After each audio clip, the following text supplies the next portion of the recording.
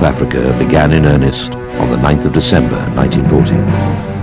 Hitler watched with caustic amusement as Benito Mussolini tried to expand the Italian Empire in North Africa. Il Duce's armies crept tentatively from Libya to Egypt. Then the British counterattacked. Italy was threatened with the annihilation of her forces and the total loss of her colonies. Germany would have to come to the rescue.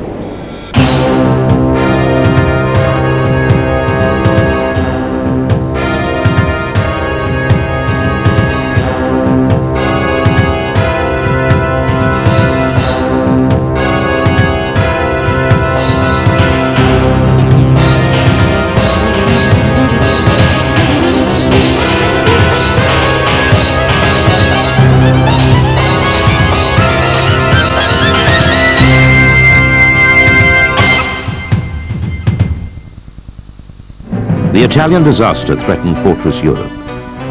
For his own security, Hitler felt that he had no option but to intervene on behalf of his ally. By the middle of February 1941, the first contingent of German support had reached Tripoli. It was not very large. In fact, it consisted of one general and 2 staff officers. But the general was a man called Rommel. As the commander of the Ghost Division in France, Generalmajor Erwin Johannes Eugen Rommel had won a reputation as a brilliant commander. His orders were to stabilize the situation. Rommel's force initially included only the 5th Light Division. For the moment, he was expected to stiffen Italian resistance. Perhaps in due course, he would be given the resources to do more, but he was to await orders from above before contemplating offensive action. But Rommel would not wait. Within days, he was planning a full-scale counterattack, and with that began 2 years of cut-and-thrust battles with British and Commonwealth forces. The battlefield was to be the Libyan desert, an area aptly described as a tactician's paradise and a quartermaster's nightmare. Disobeying orders with a diligence that compels respect, Rommel moved the German 5th Light Division from Tripoli towards Agadarbiya on the 24th of March. There, on the 3rd of April, Rommel set up his headquarters. He then cast aside all established principles of warfare by deliberately splitting the already tenuous forces at his disposal into 3. He sent a mixed German and Italian force under Graf von Schwerin eastwards in a wide arc. While this passed through Tenjeda, Mekelle, directed the bulk of the fight to advance through Antala and Rommel himself accompanied the armored cars and light vehicles of the Reconnaissance Battalion to the north toward the Polo. Then, having heard rumors that the British were evacuating Benghazi, he ordered them to drive straight for the port. Here his troops were welcomed as conquering heroes. The Africa Corps had come to liberate the Italian Empire in Cyrenaica, and the joy at seeing the advancing Germans appeared genuine. However, the wild enthusiasm exhibited by the inhabitants reminded one American observer of the jubilation with which the Australians had been received only a few months before. The desert taught the lessons of pragmatism.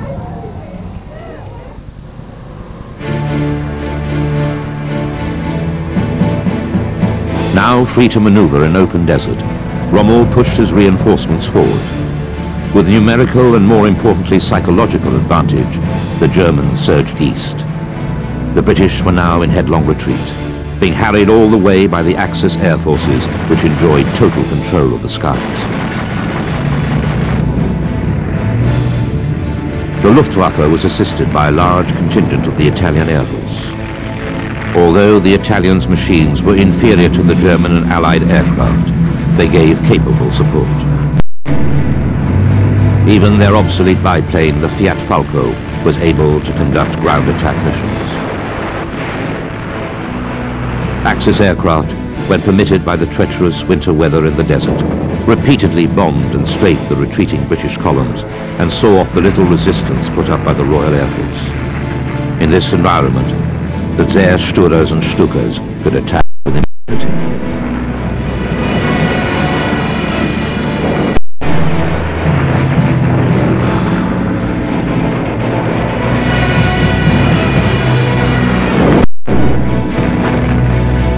By the 7th of April, Rommel had captured Derna and isolated Mekelle, and his reconnaissance units were probing eastward south of Tobruk. Mekelle fell to the Germans on the morning of the 8th of April, and the victorious Panzer troops encountered the all too familiar evidence of a broken enemy. All around was the detritus of a fleeing army, abandoned tanks, troop carriers and trucks, and of course, the bodies of the fallen. By the 9th, Rommel's reconnaissance units reached Bardia, with the Egyptian frontier, Al-Faya Pass and Sollum just a few miles on. Some surviving British formations were scurrying past them towards the bases from which they had launched their own offensive only 4 months previously.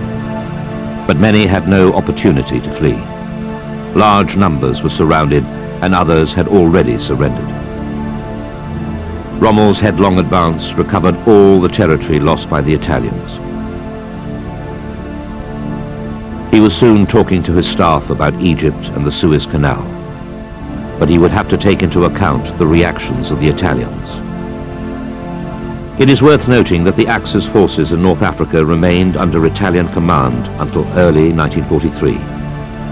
At this time, Rommel was only a corps commander. Not only was the theatre commander in Africa an Italian, but so were the majority of Rommel's troops. In that lay part of the problem. Italian units had dash and élan, but no endurance. Importantly, in the mobile warfare for which Rommel was so suited, their infantry divisions were not mechanized and so could rarely exploit the successes of German armor. All of the Afrika Korps units were mobile, and therefore the German infantry could keep pace with the panzers and exploit the breaches made in the Allied lines. Under Rommel's leadership, 2 Italian divisions, the Ariete Armored Division and the Trieste Motorized Division, fought extremely well. The rest of the forces were of varying levels of mediocrity, and when under pressure could be counted upon to fold like a house of cards. They did, however, prove reasonably effective if corseted at key points by intermingling with German units. The quality of Italian arms was also suspect. In spite of the appearance given by triumphalist propaganda, Italy's economy was not geared to produce the quantity of equipment required of a modern war. The tanks that she did field were slow, undergunned, and poorly armored. They were christened mobile coffins by their crews. The same pre-war models were produced right up until the Italian surrender, no funds being made available for weapons development. It should be remembered that the German units were also equipped with pre-war tank types. The Type 2 and 3 Panzers could do little in a shootout against the heavily armored British Matildas and Valentines. But the Wehrmacht had shown in France that it was the way you used your tanks which brought success, and Rommel's mastery of mobile war more than made up for any weaknesses in his armor. Numbers also helped, and Rommel would need adequate reinforcement and supply. For this, he had to rely upon the Italian merchant navy. But here was another problem, because the Axis did not control the Mediterranean shipping lanes. The Royal Navy attacked Italian convoys with merciless professionalism. Cruiser and destroyer squadrons sortied from Egypt, and submarines from the island of Malta, which lay conveniently astride the convoy routes. By the end of 1942, Italy had hardly a merchant ship left in service. The rest were at the bottom of the Mediterranean.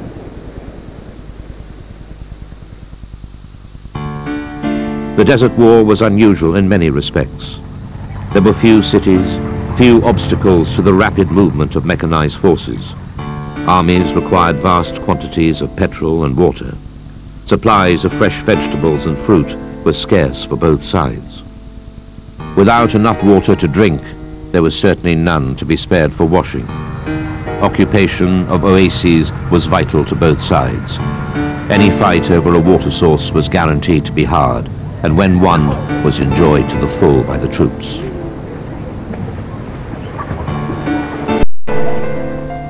Getting supplies to the advancing troops was a hell in its own right.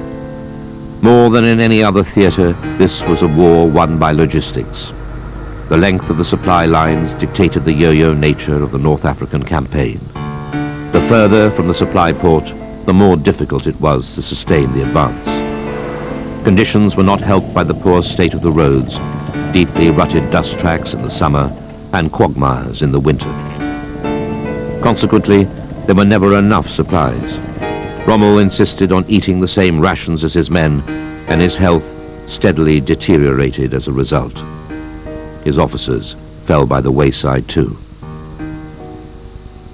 Yet if the climate was unforgiving, the conventions of the Desert War harked back to more civilized days. Rommel was a star on the Nazi propaganda machine, yet had no time for the ideology of the Untermensch. There were no SS units in Africa, no Einsatzgruppen, and the civilian population, such as it was, consisted of Arab nomads, often well disposed to the Germans.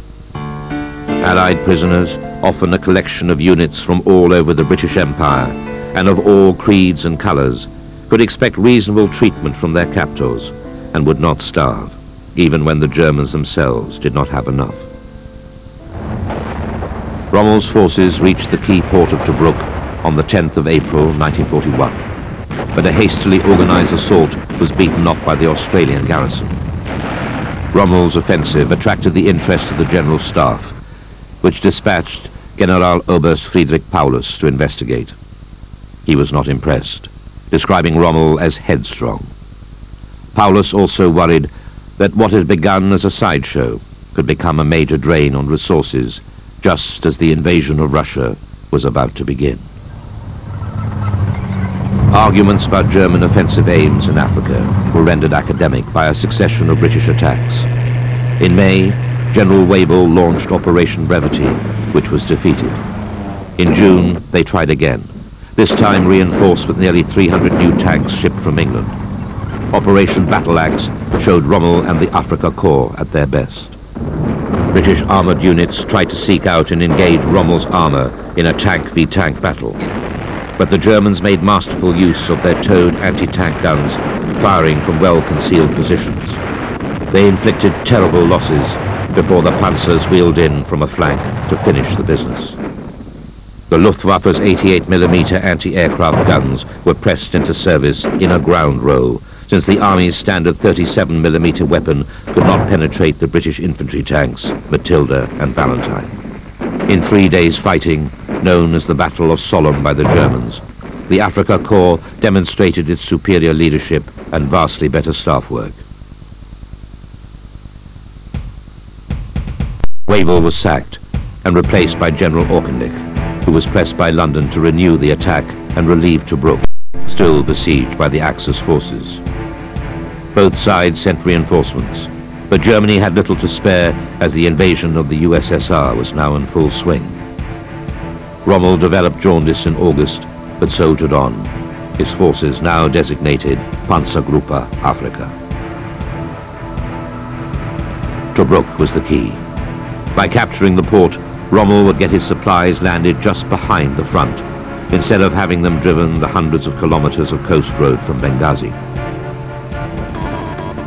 Thanks to the ultra code breakers, the British knew all about Rommel's plans for Tobruk. They deliberately staged their own offensive within days of the planned German assault. On the 17th of November, Rommel's signal staff reported complete English radio silence. He ignored them, and ignored the first reports of a major British attack. The British 8th Army under Lieutenant General Cunningham advanced to relieve Tobruk, its powerful tank force surging across the desert to find and destroy the German armour. On the 19th of November, the key airfield at Sidi Rezeg was overrun by British tanks.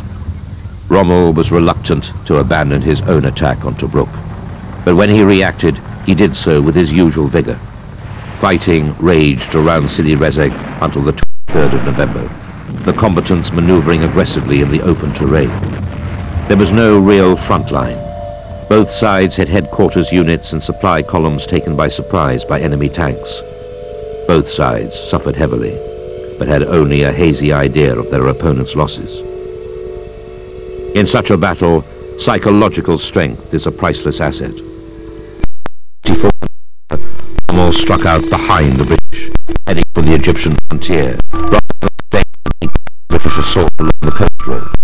It was a daring move. It left the German commander out of touch with his own headquarters for several days. Cunningham, who had narrowly avoided capture in the chaotic battle, was sacked by Auchinleck. The British commander-in-chief placed his own chief of staff, Lieutenant General Ritchie, in command of the 8th Army. Dash failed to relieve the garrisons left in the wake of the British advance. His own staff regarded it as premature, and it was ended on his own initiative by Oberstleutnant Westphal at Rommel's HQ, who ordered 21st Panzer Division back to Tobruk. Rommel remained out of communication as he raced around the battlefield, micromanaging the operation. Rommel admitted defeat and fell back towards Gazala. But there was no obvious defense line, and he soon announced that the retreat must go on back to the Gulf of Sirte. There, in bad weather and worse tempers, Operation Crusader, or the Winter Battle as the Germans called it, fizzled out in the desolate sands around El Aguila. It had been from there 9 long months before that Rommel had launched the first spectacular advance of the Afrika Korps. It seemed as though history was repeating itself. The victorious British, scattered and disorganized after a long advance, the Axis pushed back deep into its own territory. But as it would soon prove, the Afrika Korps had recoiled like a spring. By January 1942, it was compressed, ready to be unleashed. The Benghazi handicap, as some wags had dubbed it, was not over yet. Rommel had excellent intelligence from reconnaissance and decrypted enemy radio traffic. In January 1942, he knew that he had a window of opportunity to counterattack. The British were preparing their own offensive, but judged the Axis forces too weakened by their recent defeat and withdrawal to be capable of immediate action. In contrast to the divided counsels of the British 8th Army, Rommel was very much his own man. Theoretically subordinate to Army Command Southwest and the Italian High Command, he would ignore his German superiors. His Italian superiors only learned of his plans once their own formations were discovered to be on the move. Both sides knew the Germans had landed over 100 new tanks in North Africa. This was, as Rommel's Chief of Staff, Fritz Bayerlein, remarked, as good as a victory in battle. Some of these new tanks were the up-gunned Mark IVs, better than anything the British could field. Rommel was not the man to allow either men or material to stay idle if he could see a worthwhile purpose for their employment. On the 21st of January 1942, the Axis forces caught the British by surprise, who was soon again in helter-skelter retreat. By the 10th of February, weary, weather-worn, thirsty, but triumphant, Panzer Army Afrika, under their remarkable leader, was well back into Mamarika, with Tobruk, for so long their apparently unobtainable objective, again only 35 miles beyond their grasp.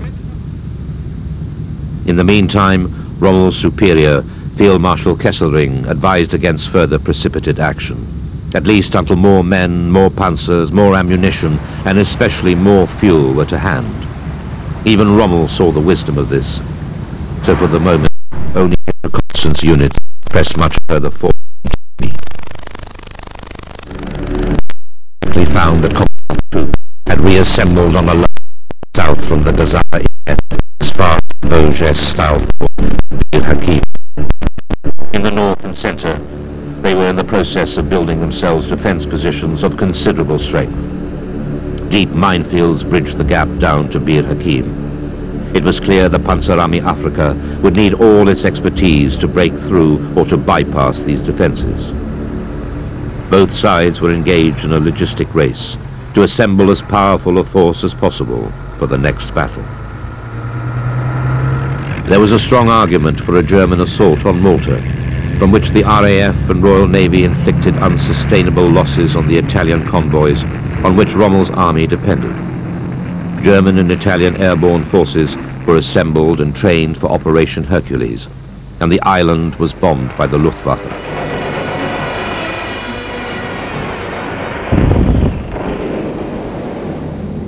Gibraltar could support no submarines or bomber aircraft under the ferocious aerial bombardment that ensued.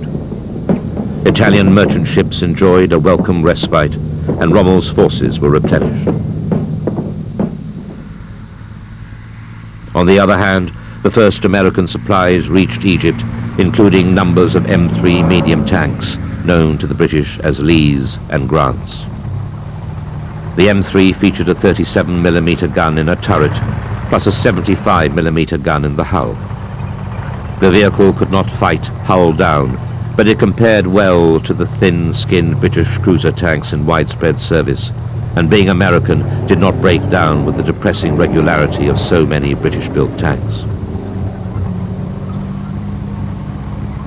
By mid-May, Rommel's battlefield reconnaissance teams detected signs that the British offensive was imminent. He was still outnumbered, but persuaded Kesselring to release many of his squadrons from the Malta operation, including dive bombers and Messerschmitt Bf-109Fs, then superior to any RAF fighters in North Africa. The British defences consisted of a succession of fortified camps or boxes, occupied by infantry brigades with supporting artillery. Dug in behind barbed wire, with some 500,000 landmines surrounding them, they were designed to break up and channel the enemy attack. Behind these lines, the British armoured divisions waited, theoretically concentrated and ready to deliver a knockout blow, but in reality scattered about the desert with confused command arrangements. Rommel believed the British did not understand the basic principles of war. In truth, his opponents grasped the theory. There was a failure of execution owing to the command by committee syndrome which prevailed in the 8th Army. Rommel had visited Hitler in March and personally obtained permission for a new offensive. His objective was Tobruk.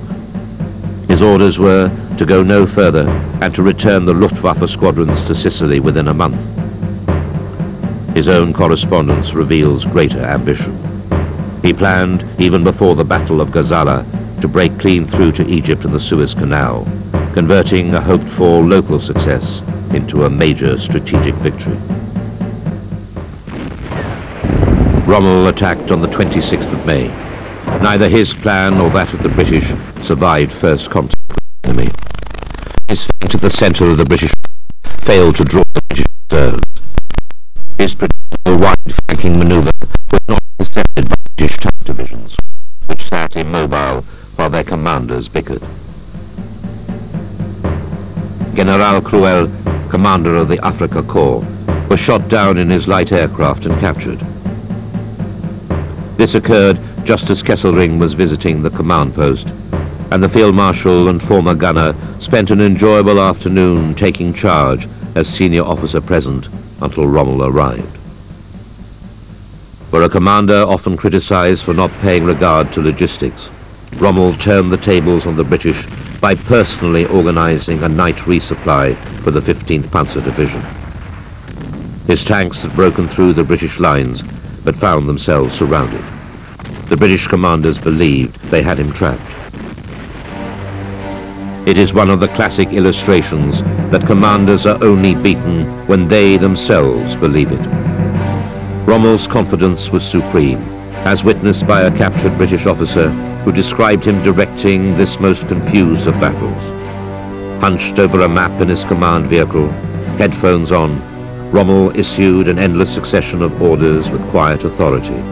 His confidence, his grip on the battle, in such dramatic contrast to the confusion on the other side.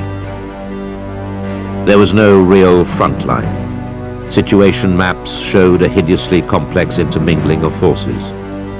Victory went to the man who believed he would win. Defeat to commanders who deep down believed themselves and their system inferior. Fighting around the Knightsbridge box, held by the Guards Brigade, went in favor of the Germans. The southernmost of the Allied line, the French had and taken after over a week of epic resistance. The British withdrew, their retreat taking on the appearance of a rout, as Rommel threw every last man and every precious litre of petrol into the pursuit. Suddenly, was under threat. Rommel attacked the southeastern quadrant of Tobruk's defences at 5:20 a.m. on the morning of the 20th of June. Unfortunately for the British, they were convinced that the attack, when it came, would be from the southwest.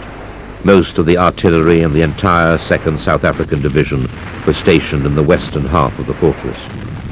In addition, most of the mines which had been used at Gazala had been taken from the defences at Tobruk, weakening the southeastern perimeter at the point where Rommel launched his assault. The German attack went like clockwork. 3 hours after Kesselring's bombers had opened the offensive, the 15th Panzer Division punched through the British lines and fanned out. The Ariete and Trieste divisions exploited the gaping breach in the defences. Once the Axis troops were through the perimeter, they were able to roll up the defences in true blitzkrieg fashion.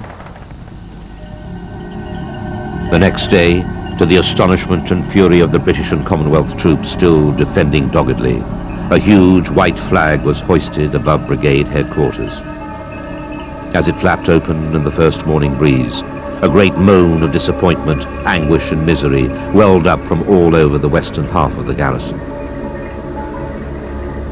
Defeat is bitter in any circumstances, but now in the minds of thousands who were experiencing it, it was compounded by disgrace. Over 30,000 Allied prisoners were taken that day. As they moved off in a file, they passed a triumphant Rommel. Most probably did not recognize him. After all, which of their commanders would have shared the dangers of actual combat? The spoils were immense. 2,000 vehicles, 5,000 tons of supplies, and 2,000 tons of fuel were given up. Rommel now calculated that nothing stood between him and ultimate victory. The capture of Tobruk brought exultation to the Panzer Army and a field marshal's baton to Rommel. But there was to be no rest for either of them. Rommel dismissed the news of his promotion with the comment that he would far rather have had another Panzer division. To the congratulations of his staff, he responded with a brusque order: all units would assemble and prepare for further advance. For his eyes were now on the Egyptian frontier and the vast supplies of the Nile Delta, the Suez Canal, and the horizons beyond.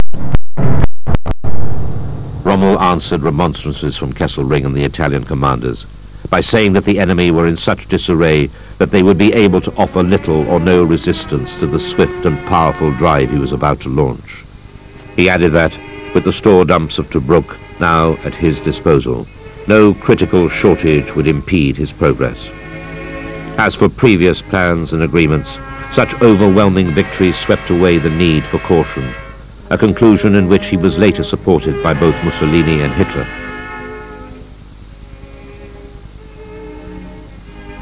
By the evening of the 22nd of June, 90th Light were in Bardia, and 21st Panzer were on their way to join them. By the following day, 15th Panzer and Ariete were closing up to the Egyptian frontier to the south, shepherding the remains of the 8th Army before them. Rommel himself was examining another huge supply dump, which 90th Light had seized at Fort Capuzzo, which contained particularly large quantities of fuel. Fortune was favouring the successful. For the British, the danse macabre of military disaster continued. Orders failed to get through, reports were late and inaccurate, battalions had lost confidence in their brigade command and support battalions, the infantry distrusted the armour, the artillery and engineers withdrew into a world of their own. A plan for holding the Panzer Army south of Mirza Matruh failed for a combination of many of those reasons. By the time it had been demonstrably shattered, Auchinleck had taken a step which many people, including Churchill, thought he should have taken much earlier. He sacked General Ritchie and took command of the battle himself. In doing so, he effectively saddled Ritchie with all the blame for preceding disasters. But although Rommel seemed to have the upper hand, in truth the Allies were winning the all-important logistics war. It now took 3 weeks to ferry Axis supplies by road from the port at Tripoli. The port at Tobruk was not yet serviceable thanks to the demolition efforts of the retreating Royal Navy.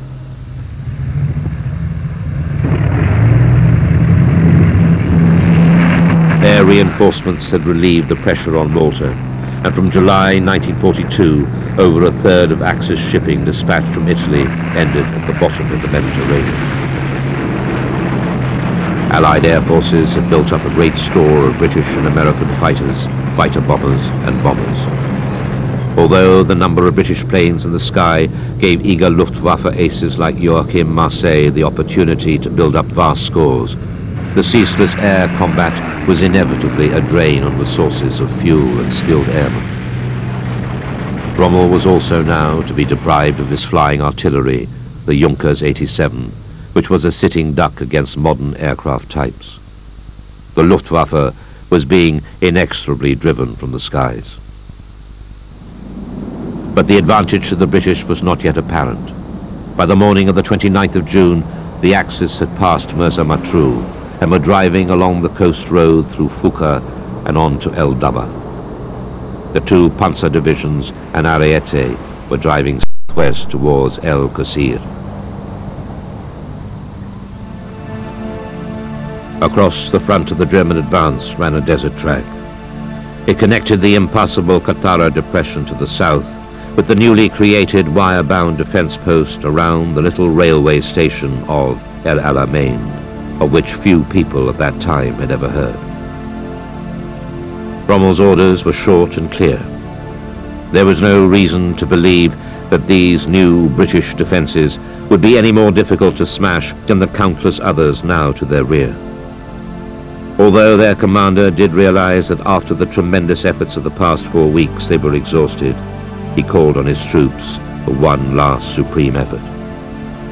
But Rommel's iron will was not to be enough. The Axis had already experienced a succession of heavy bombing raids against which the Luftwaffe could only send an occasional lone Bf-109. Late on the afternoon of the 1st of July, the men of the 90th Light suddenly found themselves under a barrage the like of which none of them had ever experienced. Heavy guns, howitzers, light and medium field guns, mortars, anti-tank guns, all contributed to a storm of fire which shook even Rommel, who came hurrying up in an armoured car immediately. The extent of the opposition to 90th Light's advance became evident. Auchinleck had found a way of stopping Rommel at last. Fighting continued for an intense 3 weeks, at the end of which Rommel had been pushed back only a mile. The battle had revealed with blinding clarity the lack of cooperation throughout the 8th Army. Its general amateurism compared poorly with the professionalism of the Afrika Korps, and the necessity for complete reorganization and thorough training was obvious. The first battle at Alamein produced one success and one failure for each side. Auchinleck had halted Rommel's drive for the Nile, but the Panzer Army was still in existence, and no one could foretell when it would strike again and whether or not it would succeed. Here, for the moment, both sides were forced to pause. Until resupply could be achieved, there was a lull in the fighting. Weary soldiers were given the opportunity to relax in their trenches and read mail from home. But everybody knew the quiet could not last.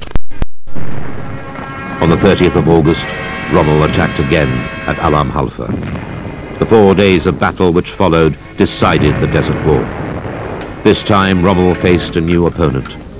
Auchinleck had appointed one Bernard Law Montgomery to command the 8th Army.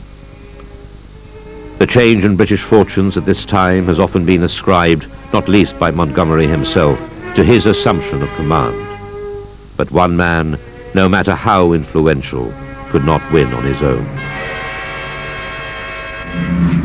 The RAF had control of the skies and bombed German supply dumps and headquarters units with impunity. Rommel was sick, as were many of his 17,000 veterans who had fought in North Africa without a break for well over a year. And the British refused to play the old game. Their armour did not expend itself on suicidal charges into German anti-tank guns, but waited with artillery and air support for the Germans to come to them.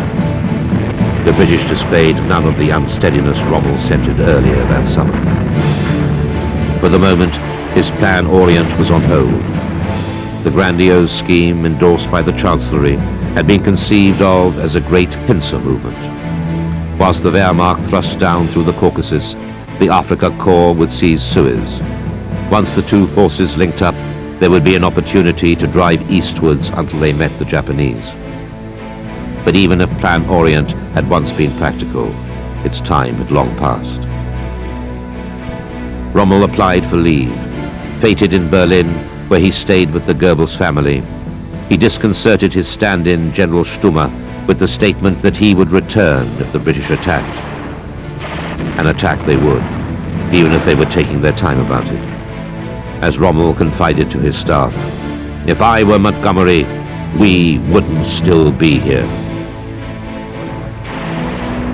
The Second Battle of El Alamein was to take place just as Rommel had feared. Montgomery had a deep aversion, learned on the Western Front during the First World War, to squandering the lives of his troops. He resisted Churchill's demands for immediate action until everything was in place and victory assured. With dominance of the air, a substantial advantage in both infantry and tanks, and an artillery barrage organized on a scale not achieved by the British Army since 1918, Montgomery launched the sort of classic set-piece battle at which he excelled. Although they didn't know it, Montgomery's attack on the 23rd of October 1942 marked the beginning of the end for Hitler and the Nazis. The tide of war was turning irrevocably in favor of the Allies.